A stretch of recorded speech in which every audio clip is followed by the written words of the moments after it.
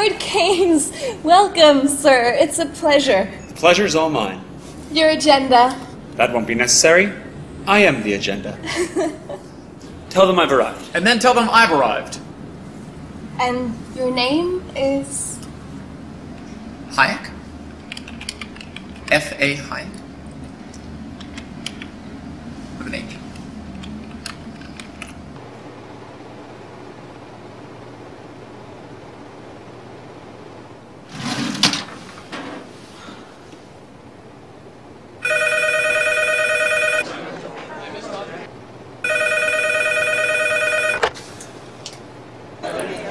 Freddie. Yep. Keynes. Hey, listen, party at the Fed. Already? 20 minutes. Lobby.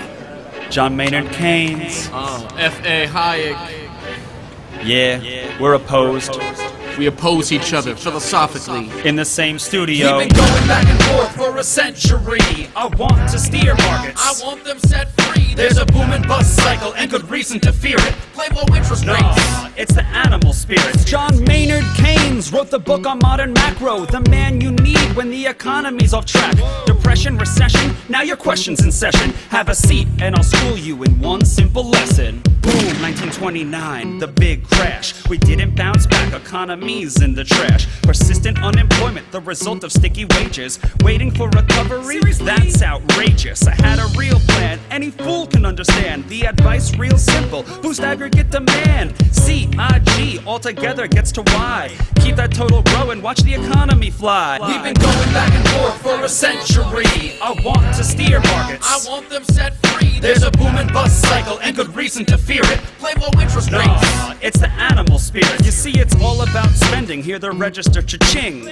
Circular flow, the dough is everything. So if that flow is getting low, doesn't matter the reason. We need more government spending. Now it's stimulus season, so forget about saving. Get it straight out of your head. Like I said, in the long run, we're all dead. Savings is destruction, that's the paradox of thrift. Don't keep money in your pocket or that growth will never lift. Because business is driven by the animal spirits, the bull and the bear, and there's reasons to fear its effects on capital investment, income, and growth. That's why the state should fill the gap with stimulus, both the monetary and the fiscal. They're equally correct. Public works, digging ditches, war has the same effect. Even a broken window helps the glass man have some wealth. The multiplier driving higher the economy's health. And if the central bank's interest rate policy tanks, a liquidity trap, that new money stuck in the banks. Deficits could be the cure you've been looking for. Let the spending soar now that you know the score.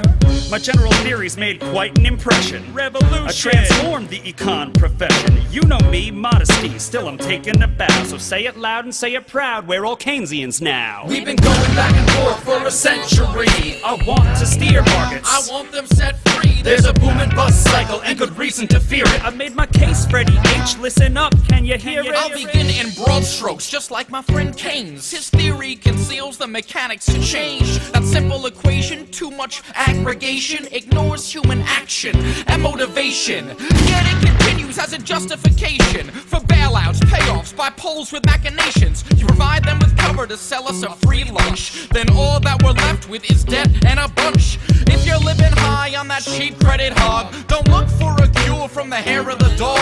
Real savings come first if you want to invest. The market coordinates time with interest. Your focus on spending is pushing on Fred. In the long run, my friend, it's your theory that's dead. So sorry there, buddy, if that sounds like invective. Prepare to get schooled in my Austrian perspective. We've been going back and forth for a century. I want to steer markets. I want them set free. There's a boom and bust cycle and good reason to fear it. Play low interest rates. Nah, it's the animal spirit. The place you should study isn't the bust, it's the boom that should make you feel leery. That's the thrust of my theory. The capital structure is key. Malinvestments wreck the economy. The boom gets started with an expansion of credit.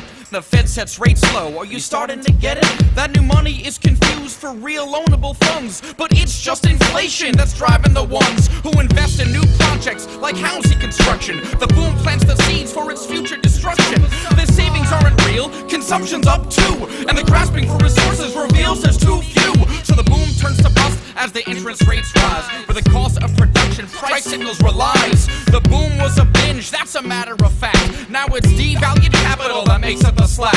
Whether it's the late 20s or 2005, booming bad investments seems like they'd thrive. You must save to invest. Don't use the printing press, or a bus will surely follow, an economy depressed. Your so-called stimulus will make things worse. Just more of the same, more incentives perverse. And that credit crunch ain't a liquidity trap, just a broke banking system. I'm done, that's a wrap. We've been going back and forth for a century. I want to steer markets. I want them set free. There's a boom and bust cycle and good reason to fear it. Play low interest No, rates. it's the animal spirit. The ideas of economists and political philosophers, both when they are right and when they are wrong, are more powerful than is commonly understood. Indeed, the world is ruled by little else. Practical men who believe themselves to be quite exempt from any intellectual influence are usually the slaves of some defunct economist. The curious task of economics is to demonstrate to men how little they really know about what they imagine they can design. They've been going back and forth for a century.